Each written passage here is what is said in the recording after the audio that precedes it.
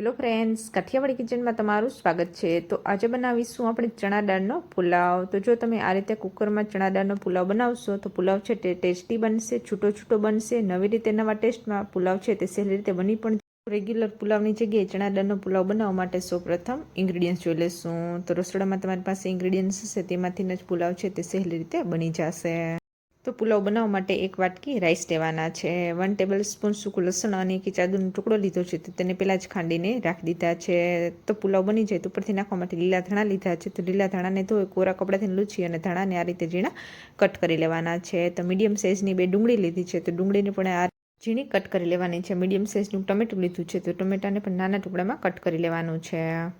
તો 2 મુઠ્ઠી ચણા દાળ લીધી છે, તો ચણા દાળને એક પાણીમાં ધોઈ લેવાની છે, ધોઈ અને 3 કલાક પલળવા માટે રાખી દેવાની છે। તો દાળને પહેલાં જ પલળવા માટે રાખી દીધી છે, દાળ છે તે પલળી ગઈ છે। તો 50 ml તેલ લેવાનું છે। તો વઘાર માટે મીઠા લીમડાના પાન, તજ, લવિંગ, તામાલપત્ર, બ્લેક મરી પાવડર અને મિક્સમાં 1/2 ટીસ્પૂન રાઈ જીરું લેવાના છે। તો રેગ્યુલર મસાલા લેવાના છે। તો રેગ્યુલર મસાલામાં 1 ટેબલ સ્પૂન લાલ મરચું પાવડર, 1/2 ટીસ્પૂન ધાણા જીરું પાવડર, 1/2 ટીસ્પૂનથી પણ સાવ ઓછી એવી હિંગ, હળદર પાવડર, ગરમ મસાલો અને નિમક ટેસ્ટ અનુસાર। તો જો તમારે લીલું મરચું કટ કરીને નાખવું હોય તો લાલ મરચું પાવડર અને ગરમ મસાલો છે તે ઓછો નાખવાનો છે। તો તીખું તમે ખાતા હોય એ પ્રમાણે તમારે ગરમ મસાલો, લાલ મરચું પાવડર અને લીલું મરચું નાખવાનું હોય તો તમારે તમારા ટેસ્ટ અનુસાર વધુ ઓછો નાખવાનો છે। તો ચણા દાળ જો તમારી પાસે ટાઈમ હોય તો તમે આખી રાત પણ પલાળીને રાખી શકો છો।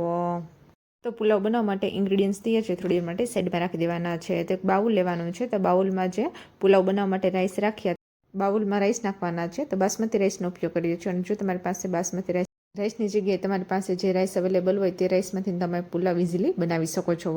તો બાઉલમાં પાણી નાખવાનું છે, પાણી નાખી અને રાઈસને એક પાણીમાં ધોઈ લેવાના છે અને 5 મિનિટ પલળવા માટે સાઈડમાં રાખી દઈશું। તો પુલાવ બનાવવા માટે ગેસ ચાલુ કરશું, કુકર મૂકશું અને કુકરને ગરમ થવા દેવાનું છે। કુકર ગરમ થઈ જાય તો જે તેલ રાખ્યું હતું તે તેલ નાખવાનું છે। તેલ નાખી અને વઘાર માટે જે ઇન્ગ્રીડિયન્ટ્સ રાખ્યા હતા તે નાખવાના છે। રાઈ જીરુંને ફૂટવા દેવાના છે। રાઈ જીરું ફૂટી જાય તો ટમેટું અને ડુંગળી જે કટ કરીને રાખ્યા હતા તે નાખવાના છે।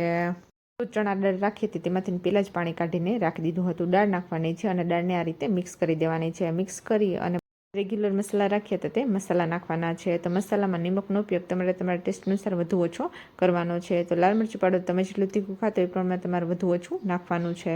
તો મસાલા નાખી અને મસાલાને મિક્સ કરી દેવાના છે। મસાલા મિક્સ કરી અને 2 મિનિટ સુધી તેલમાં સાતળી લેવાના છે। તેલ ઉપર આવી જાય તો જે રાઈસ રાખ્યા હતા તેમાંથી પાણી કાઢી લેવાનું છે। પાણી કાઢી અને રાઈસ નાખવાના છે અને રાઈસને આ રીતે મિક્સ કરી દેવાના છે।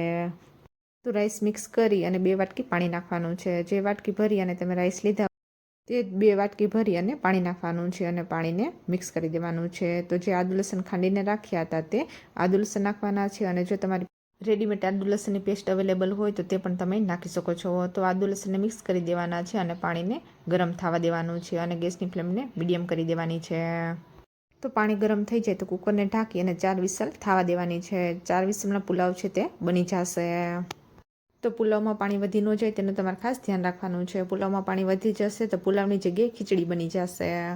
તો કુકરમાં 4 વિસલ થઈ ગઈ છે, ગેસ બંધ કરી દેવાનો છે। કુકરમાંથી પ્રેશર નીકળી જાય તો જે લીલા ધાણા કટ કરીને રાખ્યા ધાણા નાખવાના છે અને ધાણાને આ રીતે મિક્સ કરી દેવાના છે। તો જો તમે આ રીતે પુલાવ બનાવશો તો પુલાવ છે તે છૂટો છૂટો બનશે। પુલાવ બનાવવામાં તમારે ખાસ ધ્યાન રાખવાનું છે કે ચણા દાળ છે તેને પલાળીને રાખી હતી એટલે ચણા દાળ છે તે સોફ્ટ થઈ ગઈ હશે અને ચણા દાળને તમારે સાઈડમાં બીજા કુકરમાં ચણા દાળને બાફવાની જરૂર પડશે નહીં। પુલાવ બનાવશો તેમાં ચણા દાળ છે તે બફાઈ જશે। તો ગરમા ગરમ પુલાવને તમે દહીં સાથે ખાશો તો ટેસ્ટમાં ટેસ્ટી લાગશે।